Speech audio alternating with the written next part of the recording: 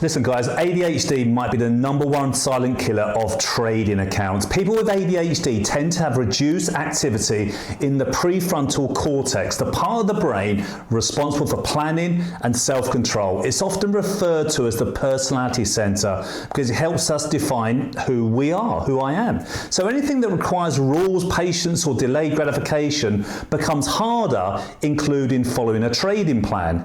And that's a problem because trading demands the opposite. It requires patience, it requires emotional control, it requires waiting for great setups rather than jumping at the first one that sets up.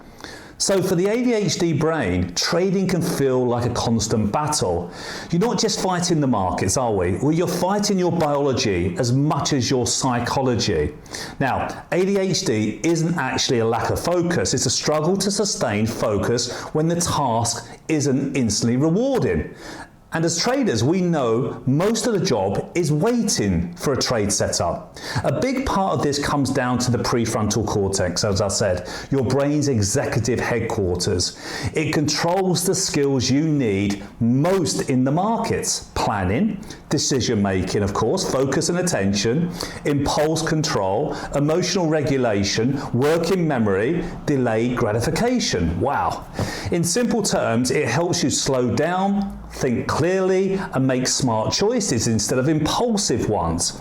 But when the system is underpowered, as it often is with ADHD, rule-based tasks like sticking to the trading plan become generally harder. So while trading rewards patience, structure, and emotional control, the ADHD brain craves speed, stimulation, and novelty. So that's why so many ADHD traders end up battling impulsivity, overtrading, poor risk management, emotional decisions, struggling to wait for the A+ setups.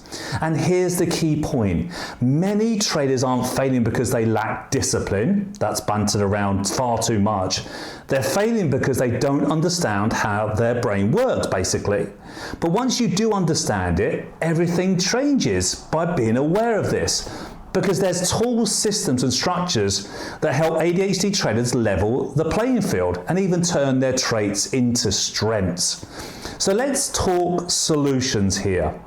If the ADHD brain struggles with patience, consistency, and delayed gratification, the goal isn't to fight it, it's to design your trade environment to support it. And one of the best ways to do that is by reducing the amount of thinking and decision making you need to do during the live trading session. That's where our color method comes in. When I started trading, I used standard candlestick charts, the basic ones that they just didn't work out well for me because I went on to lose around £44,000 in 18 months. It just didn't work for me. So I developed a powerful but simple color trading method that made it easier for me and my students to trade and make consistent profits. More of that in the video above here, guys, if you want to watch that. But most traders stare at raw candlesticks, trying to decode whether the price is strong, weak, or uncertain. That can work, but for ADHD traders, it creates overload. Too much interpretation, too much thinking, too much room for emotion. ADHD traders benefit from less overthinking, fewer emotional reactions, instant clarity, faster pattern recognition. Most traders have way too many rules, guys, okay? ADHD brain needs simplicity. You only need about 3 to 5 rules per trading strategy. Look, trading is hard when you're fighting biology as much as psychology. Here are some other helpful pointers. Number 1, pre-mark your charts up. ADHD struggles in the moment, but does well when preparation is done before you start trading. Before the session, mark up support and resistance areas, your trend lines, and then wait for that A+ setup. Plan entries and strategies. Know where your profit target is and instantly know where your stop is going to be. So when the market opens, you're reacting to a plan, not emotions. Number 2, keep rule sets tiny, 3 to 5 rules max.